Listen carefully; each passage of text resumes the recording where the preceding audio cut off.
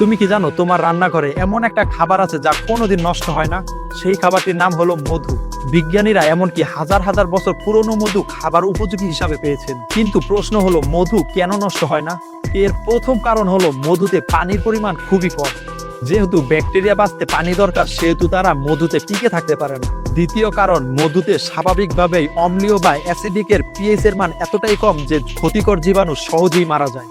তৃতীয় এবং সবচেয়ে মজার কারণ, মৌমাছি যখন ফুলের রস সংরক্ষণ করে, তারা নিজের শরীরের এনজাইম মিশিয়ে সেই রসকে ধীরে ধীরে মধুতে রূপান্তর করে।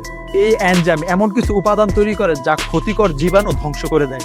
আরেকটা বিষয় লক্ষ্য করেছ, মধু অনেক সময় শক্ত হয়ে যায় বা জমে যায়। অনেকেই ভাবে মধু বুঝি নষ্ট হয়ে গেছে, কিন্তু না, মধু জমে যাওয়া মানে নষ্ট না। হালকা গরম করলেই মধু আবার আগের মতো হয়ে যায়। এই কারণেই বলা হয় মধু এমন একটি প্রাকৃতিক খাবার যার কোনো এক্সপায়ারি ডেট নেই। ভাবতে পারো, ছোট্ট মৌমাছি আমাদের এমন একটা খাবার দেয় যা সময়কে হার মানায়।